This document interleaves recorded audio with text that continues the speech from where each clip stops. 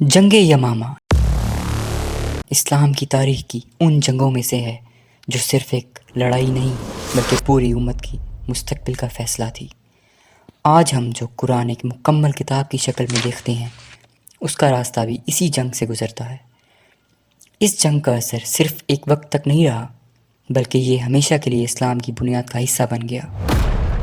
نبی کریم صلی اللہ علیہ وسلم کے انتقال کے بعد جب حضرت ابوبکر رضی اللہ عنہ نے خلافت سنبھالی تو عرب کے کئی قبائل اسلام سے منحرف ہونے لگے۔ کچھ نے زکوٰۃ دینا چھوڑ دیا اور کچھ نے تو اپنے آپ کو نبی کہنا شروع کر دیا۔ ان سب میں سب سے زیادہ خطرناک شخص تھا مسیلمہ کذاب، جو نہ صرف جھوٹا نبی تھا بلکہ ایک سیاسی اور فوجی لیڈر بھی بن چکا تھا۔ حضرت ابوبکر رضی اللہ عنہ نے عرب کے ہر باغی کے خلاف مہم چلائی۔ انہوں نے مسلمان فوج کو 11 حصوں میں تقسیم کر کے مختلف علاقوں میں بھیج دیا۔ ہر فتنہ ایک ایک کر کے ختم ہوتا گیا اور پھر آئی سب سے اہم اور سب سے مشکل جنگ یمامہ۔ یہ وہ وقت تھا جب اسلام ایک بہت نازک موڑ پر تھا۔ خالد بن ولید رضی اللہ عنہ نے 13,000 فوجیوں کے ساتھ یمامہ کے میدان میں اترے۔ سامنے مسلمہ کی 40,000 کے قریب طاقتور فوج تیار تھی، جسے صرف جنگوں کا ہی نہیں سیاست کا بھی تجربہ تھا۔ مگر یہاں سوال یہ پیدا ہوتا ہے کہ مسلمہ آخر تھا کون؟ مسیلمہ کا تعلق نجد کے سب سے امیر اور بڑے خاندان سے تھا۔ بچپن سے ہی اس نے تعلیم شام یعنی روم کے شہر دمشق کے اسکالر سے حاصل کی۔ وہاں سے پڑھ کر جب وہ واپس آیا تو اس کے قبیلے یعنی بنو حنیفہ نے اسے فوراً اپنا لیڈر مان لیا۔ آج بھی یہی قبیلہ سعودی عربیہ کے حکمرانوں کا خاندان مانا جاتا ہے، جیسے عبدالعزیز سے لے کر محمد بن سلمان تک۔ مسیلمہ بہت چالاک تھا۔ اس نے اپنی تعلیم، عقل اور سیاست سے لوگوں کے دل جیت لیے۔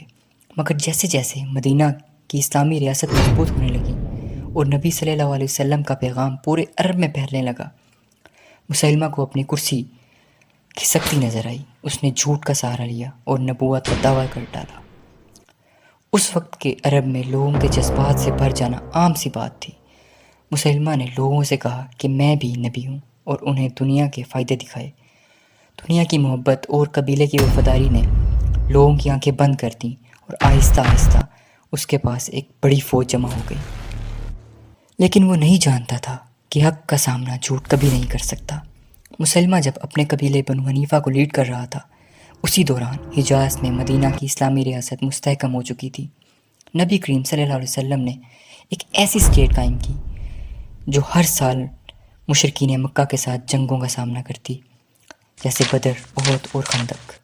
لیکن جب صلح حدیبیہ ہوئی تو یہی موڑ تھا جہاں سے مدینہ کی اسٹیٹ نے طاقت پکڑنا شروع کی۔ چند سالوں کے اندر مسلمانوں نے مکہ کو بھی فتح کر لیا۔ اس فتح کے بعد پورے عرب میں ایک تبدیلی آنے لگی۔ لوگ سمجھنے لگے کہ محمد صلی اللہ علیہ وسلم واقعی اللہ کے نبی ہیں، اور قبائل چوک در چوک اسلام قبول کرنے مدینہ آنے لگے۔ جب بنو حنیفہ کے لوگوں نے یہ سب دیکھا تو انہوں نے بھی اپنے سرداروں سے کہا کہ وہ مدینہ جا کر نبی کریم صلی اللہ علیہ وسلم سے ملیں۔ مسیلمہ اپنے قبیلے کے 2 سرداروں کے ساتھ مدینہ گیا۔ جب وہ وہاں پہنچا تو رسول اللہ صلی اللہ علیہ وسلم کے سامنے حاضر ہوا۔ اس وقت مسیلمہ نے ایک ایسا دعویٰ کیا جو اس کے اصلی ارادوں کو بے پردہ کر دیتا ہے۔ اس نے کہا، کیا آپ مجھے اپنا جانشین یعنی خلیفہ بنائیں گے؟ نبی کریم صلی اللہ علیہ وسلم نے کھجور کی چھوٹی سی شاخ اٹھائی اور فرمایا، اگر تم اس چھوٹی سی شاخ کے برابر بھی مجھ سے کچھ مانگو تو میں تمہیں نہ دوں۔ تمہیں میرے بعد خلیفہ بننے کا کوئی حق نہیں۔ یعنی رسول اللہ صلی اللہ علیہ وسلم نے اس کے دعوے کو قطعی طور پر رد کر دیا تھا۔ یہ جواب سن کر مسیلمہ اور اس کے ساتھی مدینہ سے غصہ ہو کر واپس چلے گئے۔ جب وہ اپنے قبیلے واپس پہنچے تو مسیلمہ نے لوگوں سے کہا، محمد صلی اللہ علیہ وسلم نے مجھے بھی اپنا حصہ بنا دیا، میں بھی اللہ کا رسول ہوں۔ کچھ لوگ اس بات کو سن کر بہت خوش ہوئے، انہوں نے فوراً یقین کر لیا۔ لیکن کچھ لوگ شک میں پڑ گئے اور کنفیوز ہو گئے۔ جب یہ بات مدینہ میں مسلمانوں کو پہنچی تو انہوں نے بنو حنیفہ کے پاس ایک شخص بھیجا تاکہ وہ انہیں اصل بات بتا سکے۔ جیسے ہی وہ شخص اپنے پرانے قبیلے میں پہنچا، لوگ اس کے گرد جمع ہو گئے۔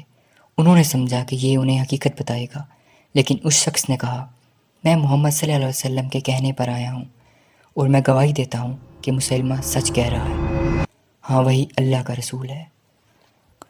یہ سن کر لوگ اور بھی زیادہ الجھن میں پڑ گئے۔ اصل میں یہ شخص خود بھی مسلمہ کا جھوٹ کا شکار بن چکا تھا، یا پھر اس نے جان بوجھ کے جھوٹ کا ساتھ دیا۔ اس طرح مسلمہ کا فتنہ صرف اس کے قبیلے تک نہیں رکا، بلکہ اس نے اسلام کے درمیان سے ہی لوگوں کو پھنسانا شروع کر دیا۔ یہ وہی مسلمہ تھا جسے اس کے قبیلے نے نبی مان لیا تھا۔ جب اس کے جھوٹے دعوے کو لوگوں نے تسلیم کر لیا تو اس نے فوراً اسلام کے اصلی اصولوں کو بگاڑنا شروع کر دیا۔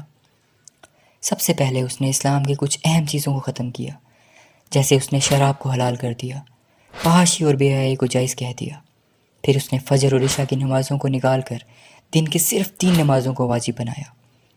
وہ یہاں تک نہیں رکا، اس نے رمضان کے روزے بھی ختم کر دیے اور کہا کہ روزے صرف ضرورت ہو تو رکھو۔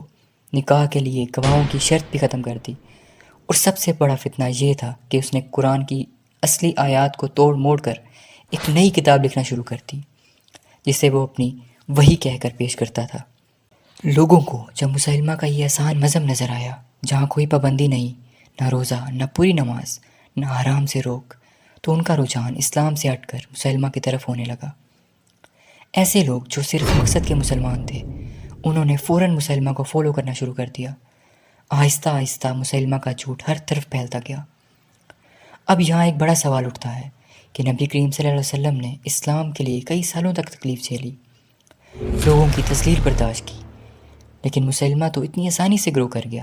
تو اس کا جواب یہ ہے کہ جب رسول اللہ صلی اللہ علیہ وسلم مکہ میں تھے تو وہاں کے مشرک سرداروں نے آپ کو ایک دعوت دی، اگر آپ ہمارے خداؤں کو مان لیں تو ہم آپ کے اللہ کو مان لیں گے، آپ کو اپنا بادشاہ بھی بنا دیں گے۔ لیکن رسول اللہ صلی اللہ علیہ وسلم نے صاف جواب دیا، اگر تم میرے ایک ہاتھ پر سورج اور دوسرے ہاتھ پر چاند بھی رکھ دو تو بھی میں تمہارے جھوٹے خداؤں کو نہیں مانوں گا۔ اس کے بعد مکہ کے مشرکین نے مسلمانوں پر ظلم و ستم کا سلسلہ شروع کر دیا، لیکن مسلمہ نے اس کے برعکس کام کیا۔ اس نے ہر قبیلے کے خداؤں کو تسلیم کیا، ان کے رواجوں کو سپورٹ کیا اور ان کی ہر غلط بات میں ان کا ساتھ دیا۔ یہ دیکھ کر عرب کے کئی قبائل آسانی سے اس کی طرف جھک گئے، کیونکہ وہ کسی کوشش کے بغیر ان کی مصلحتوں کو سپورٹ کر رہا تھا، بنا کسی سیکریفائس کے ان کا مذہب مان رہا تھا۔ پھر ایک دن مسلمہ نے رسول اللہ صلی اللہ علیہ وسلم کے پاس ایک خط بھیجا۔ اس میں لکھا، مسلمہ اللہ کے رسول کی طرف سے، محمد اللہ کے رسول کے لیے، آؤ ہم دونوں اس کام میں شریک ہو جاتے ہیں، آدھی دنیا تمہاری آدھی میری۔ رسول اللہ صلی اللہ علیہ وسلم نے اس کا جواب دیا، محمد اللہ کے رسول کی طرف سے، مسلمہ کذاب کے لیے، نہ دنیا میری ہے نہ تمہاری، دنیا صرف اللہ کی ہے اور وہی جسے چاہے دیتا ہے۔ یہ جواب مسلمہ کے لیے کھلا رد تھا۔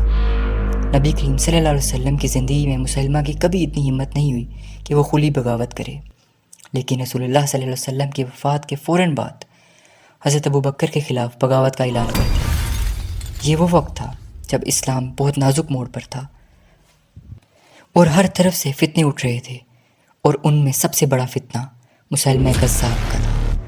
حضرت ابوبکر صدیق رضی اللہ تعالیٰ عنہ نے جب مسلمہ کی بغاوت کا سنا تو انہوں نے اللہ کے حکم سے مسلمانوں کی 11 فوجیں تیار کیں۔ ان میں سے ایک فوج مسلمہ کے خلاف بھیجی گئی۔ مسلمان فوج کو کلیئر انسٹرکشنز ملی کہ وہ پہلے اٹیک نہ کریں، لیکن مسلمہ کے لوگوں نے پہلے حملہ کر دیا۔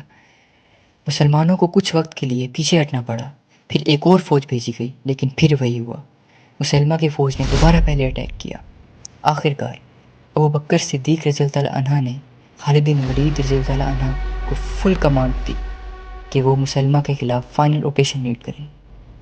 خالد بن ولید نے ایک مضبوط پلان بنایا۔ انہوں نے 13,000 مسلمانوں کا لشکر کے ساتھ یمامہ کا رخ کیا، جہاں مسلمہ کی فوج تقریباً 40,000 تھی۔ جب دونوں فوجیں آمنے سامنے آئیں تو مسلمہ کے لوگوں نے مسلمانوں کو چیلنج کیا۔ حضرت زید بن خطاب اور کچھ اور صحابہ نے آگے بڑھ کر دشمن کے لیڈرز کو قتل کیا۔ پھر دونوں طرف سے فل بیٹل سٹارٹ ہوئی۔ یہ جنگ بہت ٹف تھی، دشمن تعداد میں زیادہ تھا، اس لیے کئی مسلمان شہید ہونے لگے۔ کچھ وقت کے لیے مسلمانوں کو پیچھے ہٹنا پڑا، کیمپس تک دشمن پہنچ گیا اور بہت پینک کا سین تھا، حتیٰ کہ کچھ خواتین بھی کیمپس میں نظر آنے لگیں جو نارملی بیٹل فیلڈ سے دور رہتی تھیں۔ لیکن خالد بن ولید نے سچویشن کو سمجھا۔ انہوں نے سوچا کہ اگر یہ جنگ ہار گئے تو دشمن سیدھا مدینہ تک آ سکتا ہے۔ اس وقت خالد نے کچھ بریو صحابہ کے ساتھ مل کر دشمن پر ڈائریکٹ اٹیک کیا۔ وہ دشمن کے درمیان گھس گئے اور ان کا مورائل توڑ دیا۔ جب مسلمانوں کی فوج نے اپنے لیڈر کی ہمت دیکھی تو ان کا حوصلہ واپس آیا۔ وہ دوبارہ بیٹل فیلڈ میں لوٹ آئے اور پوری طاقت سے حملہ کیا۔ تھوڑی ہی دیر میں دشمن پیچھے ہٹ گیا اور بھاگ کر ایک مضبوط گارڈن جیسے قلعے میں چھپ گیا۔ اس جگہ کا نام حدیقۃ الموت تھا، یعنی موت کا باغ۔ یمامہ کے لوگ لڑائی میں ہمیشہ سے ٹف اور ڈیرنگ رہے ہیں۔ کچھ حد تک وہ حنین کے لوگوں جیسے تھے۔ حنین کی جنگ میں بھی مسلمان ایک وقت کے لیے پیچھے ہٹ گئے تھے، لیکن ان کی ہمت نہیں ٹوٹی تھی۔ یہ وقت بھی کچھ ایسا ہی تھا۔ جب یمامہ کا قلعہ بند تھا اور مسلمان اندر نہیں جا پا رہے تھے تو ایک مسلمان نے کہا، مجھے دیوار کے اس پار پھینک دو، میں اندر جا کر گیٹ کھول دوں گا۔ پہلے سب نے منع کیا، لیکن پھر اس نے خود کو تیار کیا اور دیوار کے اندر پار چلا گیا۔ اس نے ہمت دکھائی، گیٹ کھولا اور مسلمان فوج قلعے میں داخل ہو گئی۔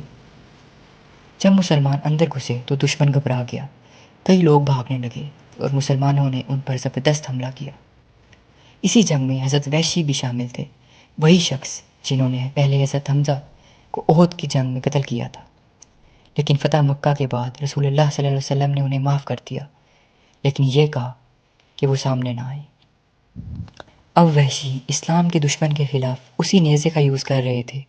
انہوں نے مسلمہ کذاب پر دور سے اپنا نیزہ پھینکا اور وہ وہیں گر گیا۔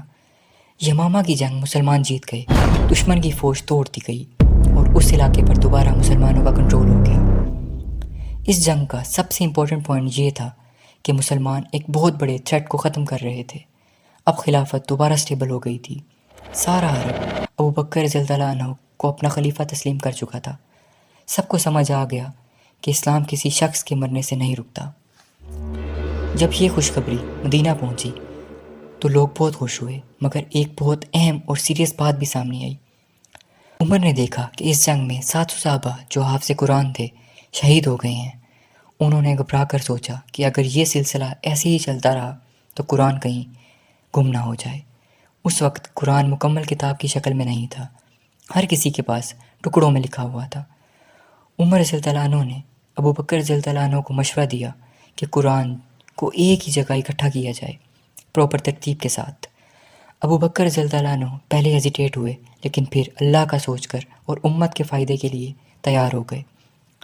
انہوں نے حکم دیا کہ قرآن کو ایک کتاب کی شکل میں لکھا جائے، اور اس طرح قرآن مجید کو اکٹھا کیا گیا، جیسے آج ہمارے پاس ایک ہی کتاب میں موجود ہے۔